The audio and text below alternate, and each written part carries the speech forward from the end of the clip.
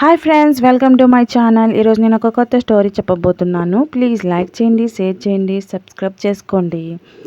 ఏంటమ్మా సువిధ, బాగానే ముస్తాబైనట్టున్నావు? అడగొద్దు కానీ ఎక్కడి దాకా ప్రయాణం అంటూ ఆరాలు తీయసాగింది ఇంటి పక్కనే ఉంటున్న సావిత్రమ్మ.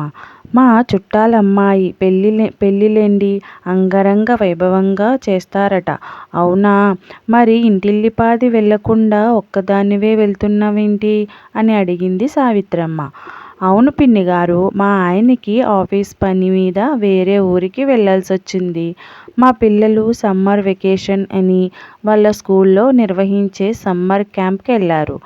నేనొక్కదాన్నే వెళ్ళాలి. ఎండలేమో మండిపోతున్నాయి. బయటికి వెళ్ళాలంటే భయంగా ఉంది. సరేనండి పిన్ని గారు, తిరిగి వచ్చాక మళ్ళీ కలుస్తాను అని బయలుదేరింది సువిధ. ఆ రోజు దాదాపు రాత్రి 10 గంటలు అయ్యింది. పెళ్లి వేడుక నుండి ఇంటికి వచ్చేసరికి చాలా అలసిపోయి ఏదో దీర్ఘంగా ఆలోచనలో పడి అలానే నిద్రపోయింది. మరుసటి రోజు సావిత్రమ్మ గారు సాయంకాలం కబుర్లు పెట్టడానికి సువిధ దగ్గరికి వచ్చింది. ఏమైందమ్మాయి, అప్పుడే వచ్చేసావు? మీ దగ్గరి బంధువులన్నావు, పెళ్ళి బాగా జరిగిందా అని ఎడతెరిపి లేకుండా ప్రశ్నల వర్షం కురుస్తూనే ఉంది సావిత్రమ్మ. అయినా కూడా సువిధ వేటికి సమాధానం ఇవ్వకుండా ఆలోచనలో ఉండిపోయింది. వెంటనే ఆలోచన నుండి తేరుకొని, ఆ పిన్నిగారు ఏదో పరధ్యానంలో పడ్డాలేండి. పెళ్ళికేం బ్రహ్మాండంగా జరిగింది. పాత బంధాలు, కొత్త పరిచయాలు అన్నీ బాగానే జరిగాయి. ఇంకేం, మళ్ళీ ఏం ఆలోచిస్తున్నావు మరి?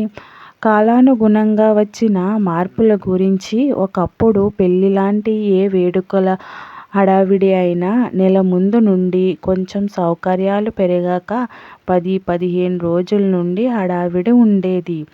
ప్రస్తుతం ఆర్థికంగా అభివృద్ధి చెందిన ఇళ్లల్లో అయితే హడావుడి, టెన్షన్ పడడం అవసరమే లేదు. అన్నీ చేయడానికి ఈవెంట్ మేనేజ్మెంట్ అని, క్యాటరింగ్ అని ఇలా ప్రతిదీ వాళ్ళు చేసి పెడతారు. నేను వెళ్ళిన పెళ్ళి చాలా బాగా జరిగింది. అదొక పెద్ద ఏసీ ఫంక్షన్ హాల్. వేల సంఖ్యలో హాజరయ్యారు. కానీ చాలా నిశ్శబ్దంగా జరిగిపోయింది. అదొక బిజినెస్ మీటింగ్లా అనిపించింది. ఏం మాట్లాడినా ఎవరు ఏమనుకుంటారా అని, వాళ్ళలాగా మనం లేమేమో అని చాలా రకాల ప్రశ్నలు అందరిలో మొదలయ్యాయి. అదేంటమ్మాయి అలా మాట్లాడుతున్నావు?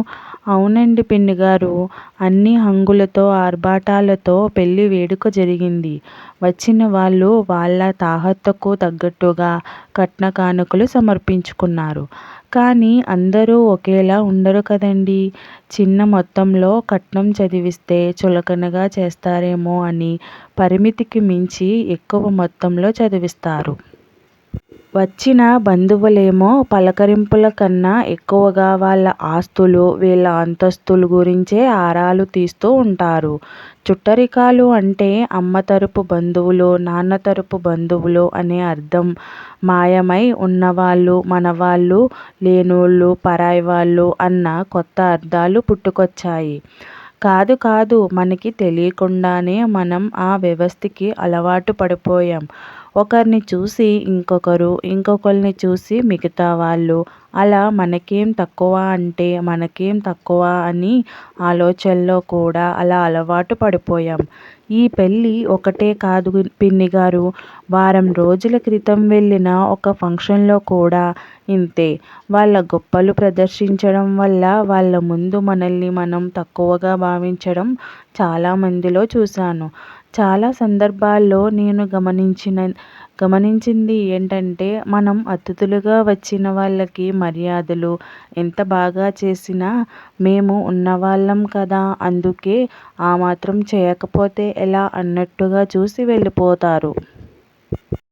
మనల్ని ఎవరు అనరు. అలా అని మనం అందరికంటే తక్కువ కాదు. మనకున్నంతలో మనం సంతోషంగా, తృప్తిగా ఉంటున్నాం. కానీ కొన్ని సందర్భాల్లో మనల్ని మనమే తక్కువ చేసుకుంటున్నామేమో అని అనిపిస్తుంది. ఈ తారతమ్యాల వల్ల మన వరకు మనం సర్దుకుపోతున్నాం. కానీ మన భావితరాలకు ఏం విలువలు, అనుబంధాలు తెలవకుండా అయిపోతాయేమో అని భయమేస్తుంది. ఇప్పటికే పెద్దవాళ్ళు ఉండే తీరును గమనిస్తున్న పిల్లల్లో కొంతమందికి మంచి నడవడిక అలవడిన చాలా మందిలో ఎదుటివారి మాటను మనం ఎందుకు వినాలి అన్న ఆలోచన పెరుగుతుంది. మనకేంటి, మేము ఉన్నవాళ్ళం, మాకేదైనా నడుస్తుంది అనుకునే వాళ్ళు లేకపోలేదు. అక్కడ అంతమంది జనాలు వచ్చినా కూడా ఎవరి గోల వారిది, ఎవరి గొప్ప వాళ్ళది. అందుకే ఆ గోల భరించలేక వెంటనే తిరుగు పయనమయ్యా. ఇంకా నయం మా ఆయన్ని పిల్లల్ని వెంటబెట్టుకుని పోయే పరిస్థితి రాలేదు. అప్పటికి మా వారు అంటూనే ఉన్నారు, అక్కడికి వెళ్ళకపోతే వచ్చే నష్టమేమీ లేదుగా, అక్కడి వ్యవస్థ ఇంకా వాళ్ళ మాటలు చాలా చులకనగా ఉంటాయి అని వివరించినా వినక వెళ్ళాను కదా, అందుకే ఇప్పుడు బాధపడుతున్నా అని అనగానే సావిత్రమ్మ, నువ్వన్నది నిజమేనమ్మా. మా కాలానికి ఈ కాలానికి చాలా మార్పులొచ్చాయి. ఆ కాలంలో మనిషికి విలువనిచ్చారు. ఈ కాలం మనిషి వెనకున్న డబ్బుకే విలువ. కానీ అందరూ అలా లేరే తల్లీ. అది మన కుటుంబ పరిస్థితులు, మనం నేర్పే తీరు కూడా కారణం. కష్టపడి సంపాదించి కోట్ల సంపాదనతో ఒక స్థాయికి ఎదిగిన మనిషి 100 మందికి ఉపాధి కల్పిస్తే ఆ 100 మంది ఇంకో 100 మందికి ఆదర్శమై నిలుస్తున్న సందర్భాలు లేకపోలేదు. అందులో కొంతమంది సమాజానికి ఉపయోగపడే పనులు చేస్తూ 10 మందికి చేయూతనిస్తూ మనలో ఒకరిగా మేమే గొప్ప అనే అహంకారం చూపించనివ్వక కలిసిపోయే తత్వం ఉన్నవాళ్ళు ఉన్నారు. అలా నిరాడంబరంగా నిస్వార్థ జీవితాన్ని గడుపుతున్న వాళ్ళు కూడా ఉన్నారు. అందరూ నువ్వు అన్నట్టు ఉండి ఉంటే సమాజం ఇప్పటికి ఇంకా భ్రష్టు పట్టిపోయుండేది. నువ్వు చూసిన వ్యవస్థ అక్కడ అలా ఉంది. నువ్వు బాధపడకు. మనం మన పిల్లల్ని ఎదుటివారికి ఆదర్శనీయంగా, పిల్లలకి నైతిక విలువల్ని చెప్తూ పెంచడం మన వంతు బాధ్యత. సరేనమ్మా. చూస్తుండగానే భోజనాల సమయం అయ్యింది. మనవరాళ్ళు, పిల్లలు నా కోసం చూస్తున్నట్టున్నారు అని హడావిడిగా వెళ్ళిపోయింది సావిత్రమ్మ. పిన్నిగారి మాటల్లో నిజం ఉంది అనుకుంది సువిధ. అందరూ అలా ఉండకపోవచ్చు. నాణానికి ఒక వైపుకు మాత్రమే నేను చూశానేమో అని అనుకుని పిల్లల విషయంలో తన వంతు బాధ్యతను, పెంపకంను గుర్తుకు తెచ్చుకుని తను ఎలా ఏ విధంగా ఉండాలి అని మంచిగా ఆలోచించడం వల్లే మంచి సమాజం ఏర్పడుతుంది కదా అని అనుకుంటూ తన పనిలో మునిగిపోయింది. 21వ శతాబ్దంలో ఉండి పురోగతిలో మనం ముందున్నామని విజయ గర్వంతో పొంగిపోతున్నాం. దశాబ్దాలు గడుస్తున్న కొలదీ వినూత్నమైన ఆలోచనలు, కొత్త రకమైన సులభతరమైన విధానాలు ప్రతిక్షణం మనిషిని మెదడులో పురివిప్పుతూనే ఉన్నాయి. సాంకేతిక పరంగా, విజ్ఞాన పరంగా ఇంకా ఎన్నో రంగాల్లో మగవాళ్ళతో సమానంగా మహిళలుగా మనం కూడా ఆర్థికంగా అభివృద్ధి చెందడం అనేది హర్షించదగ్గ విషయం. సంపాదన పెరుగుతుంది, ఆస్తిపాస్తులు పెరుగుతున్నాయి. దానికి తోడు మనిషికి ఆశ పెరుగుతోంది. ఆస్తులు పెరుగుతున్న కొలదీ మనిషికి మన స్థాయిని చూపించుకోవాలని ఆతురత పెరుగుతుంది. ఆ క్రమంలో చిన్న చిన్న విషయాలను కూడా మనం మర్చిపోతున్నాం. అన్ని సౌకర్యాలతో ఏ లోటు లేకుండా ఉంది అనుకుంటున్నాం కానీ దానితో పాటు బంధాల మధ్య నాణ్యత, విలువ తగ్గుతుంది అన్న విషయం మర్చిపోతున్నాం. అలా మనుషుల మధ్య ఎక్కువ తక్కువ అన్న తారతమ్యాలు ఏర్పడుతున్నాయి.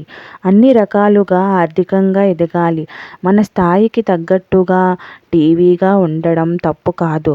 ఆ క్రమంలో పైసా ఉంటే ఎదుటివాళ్ళని శాసించగలం అని అనుకోవడం తప్పు.